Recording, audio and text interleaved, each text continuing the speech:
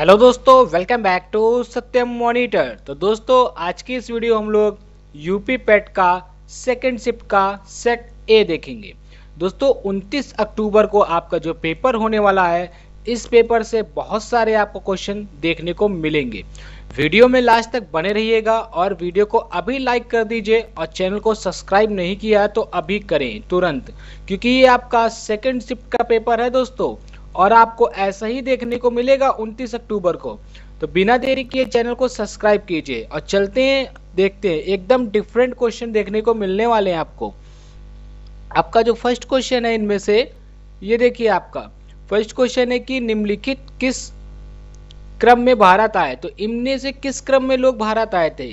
Thomson, रो, फहान या हेनसांगा? तो इनमें से सबसे पहले कौन आया था दोस्तों? तो सबसे पहले आया था फहान आया था, उसके बाद आया था दोस्तों हेनसांगा और लास्ट में आया था टॉमस रो। तो इनमें से आपका राइट आंसर कौन सा होगा? आप कमेंट करके भी बता सकते हैं। तो आपका राइट आंसर होगा ऑप्शन सी।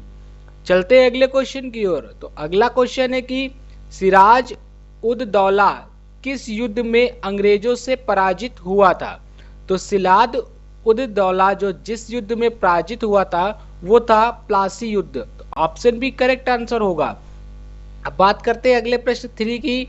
तो इनमें से कौन हड़प नीति का कट्टर समर्थक था? तो हड़प नीति का कट्टर समर्थक कौन था? ऐसे ही क्वेश्चन दोस्तों पूछे जाते हैं और हड़प्पा नीति पर मैंने ऑलरेडी फुल डिटेल वीडियो बना रखी है, लिंक डिस्क्रिप्शन में है, अभी जाके वॉच करें।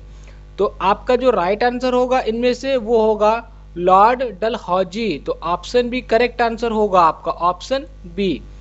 अब बात करते हैं 4 नंबर की। तो भारतीय इतिहास में धनवंतरी कौन थे?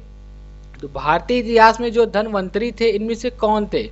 तो वो थे दोस्तों चंद्रगुप्त विक्रमादित्य की सभा को सुशोभित करने वाले प्रसिद्ध चिकित्सक। तो ऑप्शन बी करेक्ट आंसर होगा। अब बढ़ते अगले क्वेश्चन की ओर। तो अगला प्रश्न है आपका 5 की मौर्यकालीन भारत के विवरण वाली इंडिका के लेखक थे। तो इंडिका के लेखक कौन थे इनमें से? तो दोस्तों जो इंडिका के लेखक थे वो थे मेगस्थनीज। तो ऑप्शन ए आपका करेक्ट आंसर होगा। ये बहुत ही दोस्तों इंपॉर्टेंट क्वेश्चन है और आपको पेपर सेम टू सेम 29 अक्टूबर को आपको ऐसा ही देखने को मिलेगा। अब बात करते हैं अगले प्रश्न 6 की। तो साइमन कमीशन किस वर्ष भारत में प्रथम बार आया?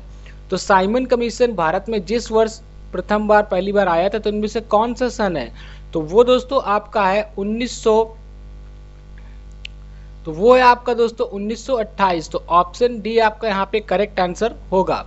अब बात करते हैं अगले प्रश्न की कि निम्नलिखित भारतीय राष्ट्रीय कांग्रेस द्वारा किस अधिवेशन में ऐतिहासिक पूर्ण स्वराज यानी पूर्ण स्वतंत्रता का प्रस्ताव पारित किया गया? तो पूर्ण स्वतंत्रता का जब दोस्तों प्रस्ताव पारित किया गया था तो किस में किया गया था? बंबई में, लाहौर में, कराची या लखनऊ? तो वो दोस्तों हुआ था लाहौर में। तो ऑप्शन बी करेक्ट आंसर होगा। बढ़ते हैं अगले प्रश्न की ओर 8 की ओर। तो 8 कह रहा है कि निम्न का मिलान करें। तो आपको मिलान करना है। तो इनमें इंडियन नेशनल आर्मी इनमें से किससे संबंधित है? और गदर पार्टी, मित्र मेला, होम रूल लीग। ये बहुत ज्यादा पूछा जाता है दोस्तों, होम रूल लीग, इससे क्वेश्चन भी आते हैं। और आपने पिछली वीडियो नहीं देखी है शिफ्ट 1 के सेट, तो अभी जाके वॉच करें। तो सबसे पहले जो आपका मिलेगा दोस्तों वो आपका इंडियन नेशनल आर्मी। तो दोस्तों बात करते हैं इंडियन नेशनल आर्मी की। तो इंडियन नेशनल आर्मी आपका किससे मिलेगा? तो इंडियन नेशनल आर्मी जो है ना दोस्तों, वो आपकी सुभाष चंद्र बोस की है। और बात करें गदर पार्टी की, तो गदर पार्टी दोस्तों लाला हरदयाल से संबंधित है। और बात करें अगर मित्र मेला की, तो दोस्तों ये संबंधित है एंटी बेसेंट की। और होम रूल संबंधित है वी डी सावरकर थे। तो दोस्तों ये आपका सही मिलान होगा। तो आपका जो करेक्ट आंसर होगा वो होगा ऑप्शन बी। किसी भी क्वेश्चन में अगर आपको डाउट हो कमेंट करके जरूर पूछें। फ्री पीडीएफ लेने के लिए वीडियो के डिस्क्रिप्शन में टेलीग्राम का लिंक है, वहां से जाके ज्वाइन करें और फ्री पीडीएफ अभी प्राप्त करें। चलते हैं अगले क्वेश्चन की ओर। तो अगला क्वेश्चन है 9 की निम्न में से किसने महात्मा गांधी के खिलाफ आंदोलन से जुड़ने का विरोध किया? तो महात्मा गांधी के खिलाफ किसने विरोध किया था इनमें से? तो जिसने दोस्तों विरोध किया था ना, वो था मोहम्मद अली जिन्ना। तो ऑप्शन सी आपका करेक्ट आंसर होगा। बात करते हैं क्वेश्चन नंबर दोस्तों 10 की। तो इनमें से कौन सा क्रांतिकारी संगठन काकोरी षड्यंत्र केस में शामिल था? तो काकोरी संगठन केस में जो दोस्तों शामिल था वो कौन था? तो वो दोस्तों आपका था इनमें से हिंदुस्तान रिपब्लिक एसोसिएशन। तो ऑप्शन डी आपका करेक्ट आंसर होगा। बढ़ते हैं अगले प्रश्न की ओर। तो अगला प्रश्न है 11 की नागार्जुन सागर बांध किस नदी पर बना है? दोस्तों बहुत ही इंपॉर्टेंट क्वेश्चन है और इस बार भी पेपर में पूछा जाएगा। तो नागार्जुन सागर बांध जिस नदी पर दोस्तों बना है वो कौन सा है? तो वो है आपकी कृष्णा नदी, यानी ऑप्शन बी। अब बढ़ते हैं अगले क्वेश्चन 12 की ओर। तो माउंट एवरेस्ट पर प्रथम बार चढ़ाई किस वर्ष की गई? तो किस वर्ष की गई थी माउंट एवरेस्ट पर? तो पहली बार जो चढ़ाई हुई थी वो 1953 को हुई थी। ऑप्शन बी करेक्ट आंसर है आपका। दोस्तों इसी तरह से आपको पेपर देखने को मिलेगा। अगला प्रश्न है 13 नंबर की, भरतपुत्र में स्थित पक्षी अभ्यारण्य यानी राष्ट्रीय उद्यान का नाम है। तो दोस्तों राष्ट्रीय उद्यान का इनमें से नाम क्या है? आप कमेंट करके भी दोस्तों इसका आंसर कमेंट बॉक्स में लिख सकते हैं। जिसको भी कोई भी आंसर में डाउट हो तो जरूर पूछे, और अगर आपको आंसर पता है तो कमेंट बॉक्स में जरूर लिखा कीजिए, इससे आपकी स्ट्रेंथ का आपको पता चलता है। तो आपका राइट आंसर है केवला देवघाना राष्ट्रीय उद्यान। तो ऑप्शन सी आपका दोस्तों करेक्ट आंसर होगा। अब बढ़ते 14 नंबर की क्वेश्चन की ओर। तो भिलाई इस्पात संयंत्र के लॉ एक्स का स्रोत है। तो लॉ एक्स का स्रोत क्या है इनमें से? तो दोस्तों लॉ एक्स का जो स्रोत है आपका वो है दिल्ली राजहरा। तो ऑप्शन आपका ए करेक्ट आंसर होगा। बात करते हैं अब अगले प्रश्न की ओर। तो 15 कह रहा है कि दिए गए दर्रों और उनके स्थानों का कौन सा जोड़ सही नहीं है? तो इनमें से दोस्तों कौन सा एक जोड़ है जो सही नहीं है? तो दोस्तों आप कमेंट करके भी आंसर बता सकते हैं। तो दोस्तों इनमें से जो जोड़ सही नहीं है वो है आपका 12 लापचा ला और शिल्पिका ला। ये उत्तर प्रदेश से संबंधित नहीं है। और आपका थांगा ला, नीति पास और लिपु लेख ये भी हिमाचल प्रदेश से संबंधित नहीं। तो ये आपके गलत हैं। तो ऑप्शन बी आपका दोस्तों यहाँ पे करेक्ट आंसर हो जाएगा। अब बढ़ते दोस्तों अगले प्रश्न की ओर। तो अगला प्रश्न है आपका दोस्तों 16 कि किसके बढ़ने के फलस्वरूप निजी निवेश में वृद्धि की अधिक संभावनाएं होंगी? तो क्या बढ़ेगा तो निजी निवेश में वृद्धि की अधिक संभावनाएं हो जाएंगी? तो वो होगा दोस्तों नई पूंजी का अनुमानित प्राप्ति। तो ऑप्शन सी करेक्ट आंसर होगा। अब बढ़ते अगले प्रश्न की ओर 17 की ओर। तो भारत की राष्ट्रीय आय का आकलन करने वाली संस्था है। तो भारत का राष्ट्रीय आय आकलन करने वाली संस्था कौन सी इनमें से? कमेंट करके आंसर बता सकते हैं। तो आपका है केंद्रीय सांख्यिकी संगठन। तो ऑप्शन डी करेक्ट आंसर होगा। अब बढ़ते 18 की ओर। तो सेवा क्षेत्र का दूसरा नाम क्या है? तो सेवा क्षेत्र का दोस्तों इनमें से दूसरा नाम क्या है? तो वो है दोस्तों तृतीयक। तो ऑप्शन ए आपका यहाँ पे करेक्ट आंसर होगा। अगला प्रश्न है आपका 19 की, भारत में श्वेत क्रांति के जनक के रूप में कौन जाना जाता है? तो श्वेत क्रांति के रूप में किसको जाना जाता है? दोस्तों श्वेत क्रांति के रूप में डॉक्टर वर्शिंगर कुरियन को जाना जाता है। तो ऑप्शन बी करेक्ट आंसर होगा। और ये बहुत ही इंपॉर्टेंट क्वेश्चन है दोस्तों। अगले प्रश्न की ओर बढ़ने से पहले वीडियो को लाइक सब्सक्राइब चैनल को जरूर करिएगा। अगला प्रश्न है कि भारत में आर्थिक सुधार 1951 के दौरान प्रधानमंत्री कौन थे? तो दोस्तों प्रधानमंत्री 1951 के दौरान कौन थे? कमेंट करके आंसर बताइए।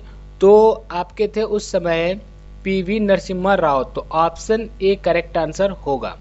अगला प्रश्न है आपका 21 नंबर की, भारत के संविधान में इनमें से क्या राज्य सूची में शामिल नहीं है?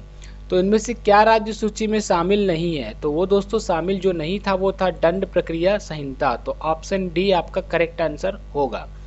अगला प्रश्न है आपका 22 कि निम्नलिखित में से क्या भारतीय संविधान की मुख्य विशेषता नहीं है? तो भारतीय संविधान की जो मुख्य विशेषता नहीं है वो उनमें से क्या है?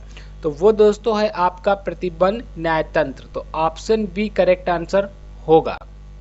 बढ़ते हैं अगले प्रश्न की ओर। तो अगला प्रश्न है आपका 23 की, निम्न में से क्या भारतीय नागरिकों को आर्थिक न्याय प्रदान करता है? तो क्या प्रदान करता है इनमें से? तो वो आपको प्रदान करता है दोस्तों राजनीति के निर्देशक सिद्धांत। तो ऑप्शन सी करेक्ट आंसर है। अगले प्रश्न है आपका कि भारतीय संविधान का कौन सा अनुच्छेद राज्य सरकारों को ग्राम पंचायतों के आयोजन के लिए निर्देशित करता है। तो आयोजन के लिए दोस्तों कौन निर्देशित करता है, तो वो करता है अनुच्छेद 40। तो ऑप्शन बी करेक्ट आंसर होगा। अब बढ़ते अगले प्रश्न की ओर, 25 की ओर। त्रिस्तरीय पंचायती राज व्यवस्था का विचार किसने रखा था। तो जिसने व्यवस्था का विचार रखा था इनमें से कौन था, तो दोस्तों वो था आपका बलवंत राय मेहता कमेटी। तो ऑप्शन ए आपका करेक्ट आंसर होगा। अब बढ़ते अगले प्रश्न की ओर दोस्तों। तो आपका अगला प्रश्न है कि बिजली का प्रवाह सर्किट में कब होता है। तो बिजली का प्रवाह सर्किट में आप सबको पता है कब होगा, आप कमेंट करके आंसर अभी लिखिए। स्विच चालू होने पर तभी तो प्रवाह होगा। तो ऑप्शन ए करेक्ट आंसर होगा। अब बात करते हैं अगले प्रश्न की ओर। तो प्रतिरोध की एसआई इकाई क्या है। तो प्रतिरोध की एसआई इकाई क्या होती है, इनमें से फैराड, ओम, वोल्ट, एम्पियर। तो क्या होगी प्रतिरोध, प्रतिरोध होता है दोस्तों आर और उसकी इकाई होती है ओम। तो ऑप्शन बी करेक्ट आंसर होगा। बात करें अगले प्रश्न की ओर 28 की। तो नींबू का खट्टा स्वाद इनमें से किसकी उपस्थिति के कारण होता है। तो क्या ऐसा एसिड होता है जिसके कारण नींबू खट्टा होता है। तो साइट्रिक अम्ल होता है उसमें दोस्तों। तो ऑप्शन ए आपका यहाँ पे करेक्ट आंसर हो जाएगा। किसी भी क्वेश्चन में डाउट हो तो कमेंट करके जरूर पूछें। अगला प्रश्न है दोस्तों 29 की कर्कट जनक रसायन से होता है। तो कर्कट जनक रसायन से क्या होता है, हृदय रोग, मधुमेह, कैंसर या थमा। तो दोस्तों कैंसर हो जाता है। अब बात करते हैं आज के लास्ट प्रश्न की। तो त्वचा की ऊपरी सतह क्या कहलाती है। दोस्तों त्वचा की ऊपरी सतह इनमें से क्या कहलाती है, आप कमेंट बॉक्स में आंसर टाइप करिएगा। देखते हैं कितने लोग सही आंसर टाइप करते हैं। मैंने आज के आगे के क्वेश्चन पार्ट 2 में बताऊंगा, वीडियो बहुत लंबा हो जाएगा इसलिए पार्ट 2 आएगा।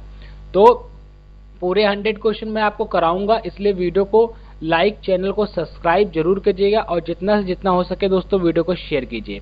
और मैंने हर एक टॉपिक पे दोस्तों करंट अफेयर से रिलेटेड यूपी पेट की तैयारी के लिए पूरे वीडियो बना रखे हैं, आप जाके प्लेलिस्ट तुरंत वॉच कर सकते हैं। और दोस्तों प्लेलिस्ट में अगर कोई दिक्कत हो रही है तो मैंने वीडियो के डिस्क्रिप्शन में भी उनका लिंक दे रखा हर एक वीडियो का टॉपिक वाइज, आप सारी वीडियो जाके अभी वॉच करें। मिलते हैं नेक्स्ट वीडियो।